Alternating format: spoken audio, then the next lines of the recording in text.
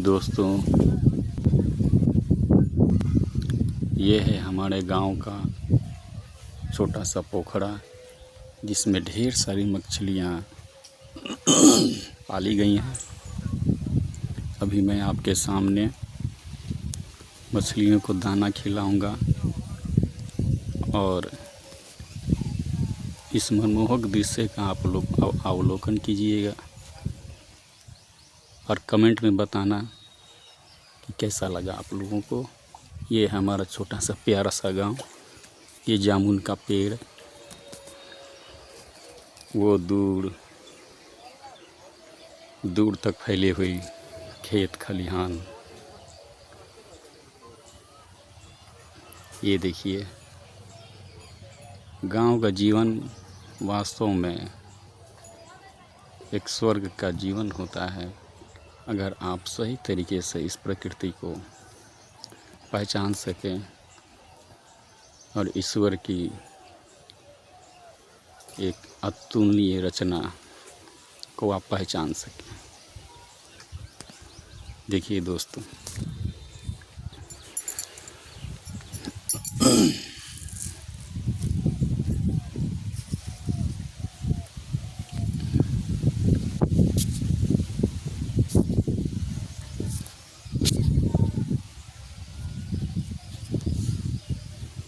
ये देखिए दोस्तों,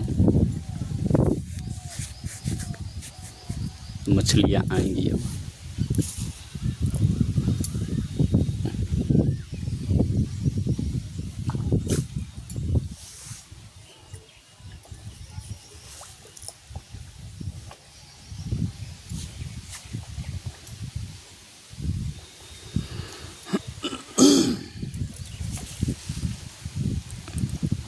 शास्त्रों में यह वर्णित है कि प्रातःकाल मछलियों को दाना खिलाने से अपार सुख, समृद्धि और ईश्वर की प्रसन्नता प्राप्त होती है। तो भाइयों बंधुओं, आप लोग भी जीव हिंसा को त्याग कर जीव की पालन पोषण और संरक्षण का एक महान कार्य करें और ईश्वर की निकटता को महसूस कीजिए, अनुभव कीजिए। जीवन की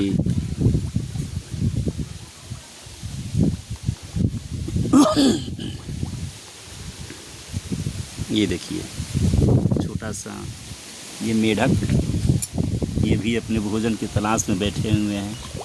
ये देखिए, इस जगत का हर एक जीव दूसरे जीव पर आधारित है। उनका जीवन ईश्वर की ये बनाई हुई ये एक बड़ी ही रहस्यमय कृति है। और आप देखेंगे ढेर सारी मछलियाँ अभी जस्ट आने ही वाली हैं। ये देखिए, ये देखिए, ये देखिए दोस्तों, ये देखिए।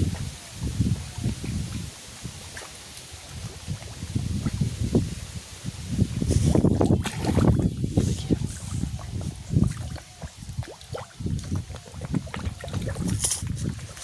अब बहुत सारी मछलियाँ आ गई हैं। ये बहुत सारी मछलियाँ आ गई हैं। मनुष्य को इस धरती पर जितने भी जीव जंतु हैं उन सब से प्रेम करना चाहिए।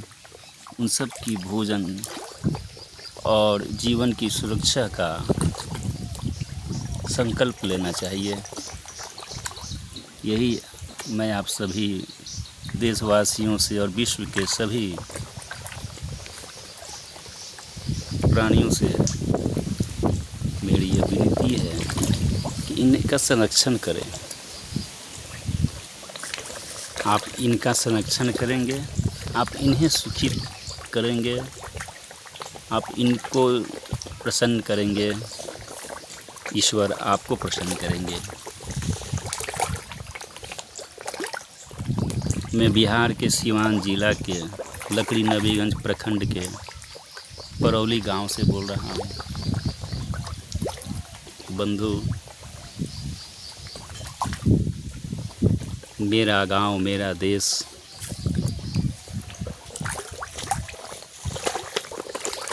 सबसे प्यारा अपना भेष। ये देखिए, वाह,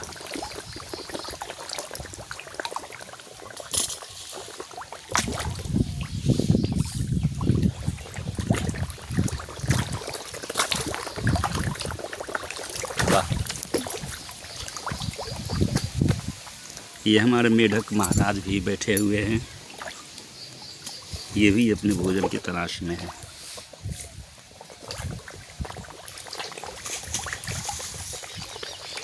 ये देखिए दोस्तों,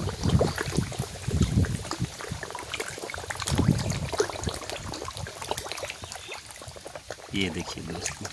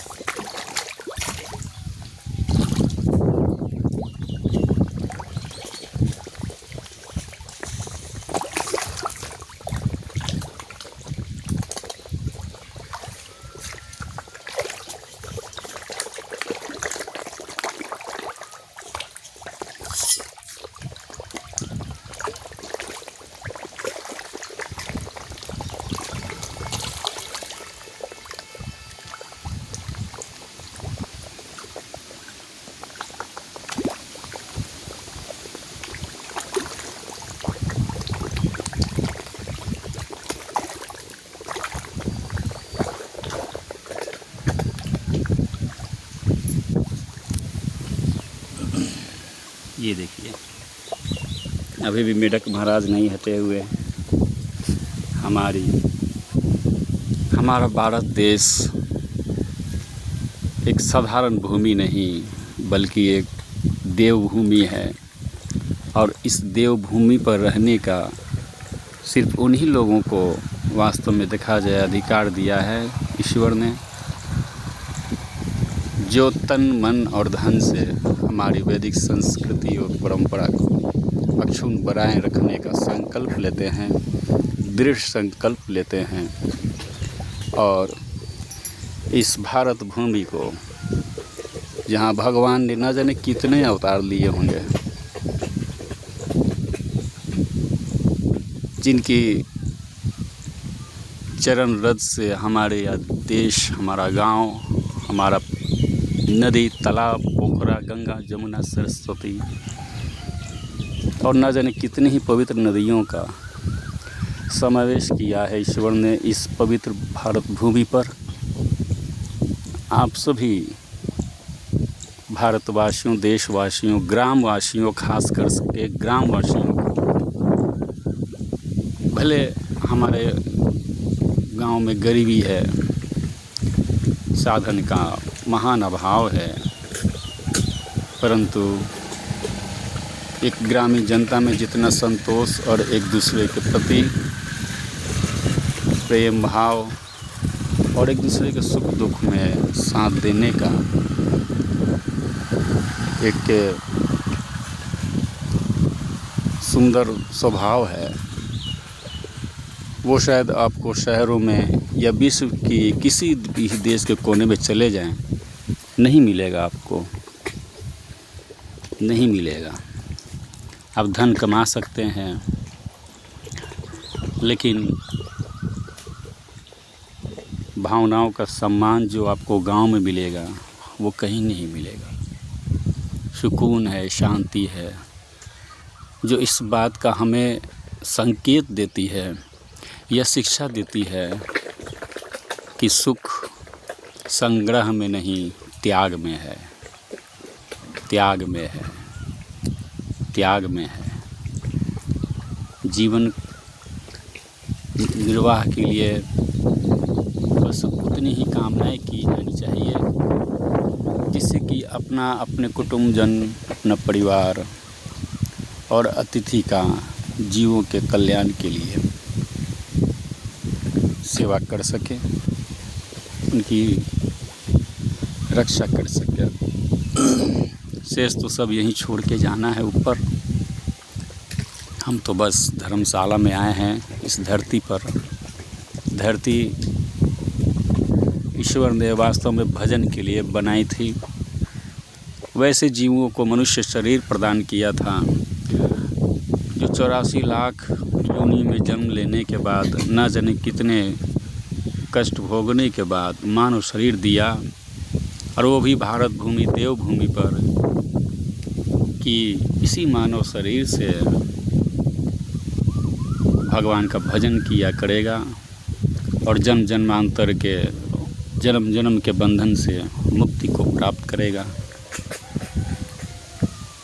परंतु मनुष्य इस धरती पर जन्म लेकर के अपने लक्ष्य से कोसों दूर चला जाता है, माया के संसार में फंसकर।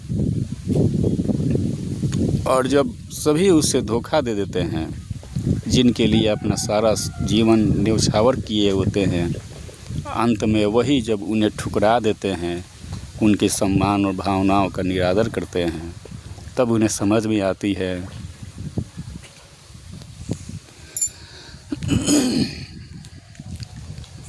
ईश्वर सत्य, जगत सब झूठा।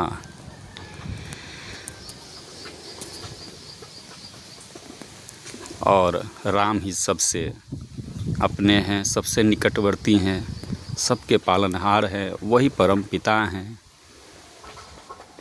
उन्हीं के शरण में जाने पर जीवन का अंतिम लक्ष्य प्राप्त हो जाता है और महान सुख की प्राप्ति होती है। गांव में सुकून है, शांति है। भले ही आज के इस घोर कलयुग में थोड़ी सी गांव में भी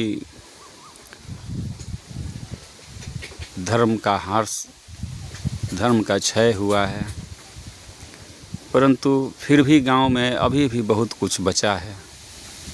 शांति, शांति, शांति। आप सभी इसका अनुभव कर सकते हैं। जामुन का पेड़ है, कितना सुकून, शांति है। आइए, गांव को संभालिए, बचाइए। और सभी देशवासियों से मैं हाथ जोड़कर प्रार्थना करता हूँ, गांव को गांव ही रहने दीजिए। इसके पेड़ पौधा, वृक्ष, तालाब, नहर, नदी, इन सब को कृपया बचाएं, इन्हें कटने से बचाएं और गांव को गांव ही रहने दीजिए।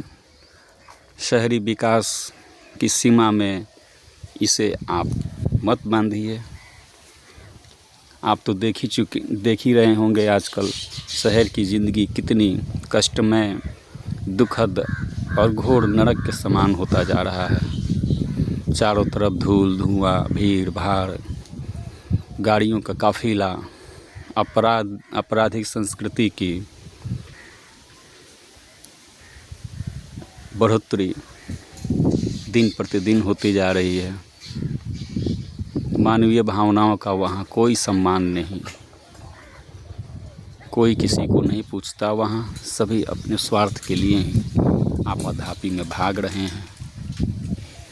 अतः हे देशवासियों, गांव को बचाएं,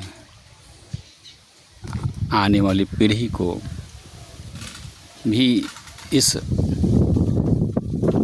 महान शोभनीय दृश्य को देखने का, समझने का और ईश्वर की प्राप्ति के लिए एक सुखद स्थान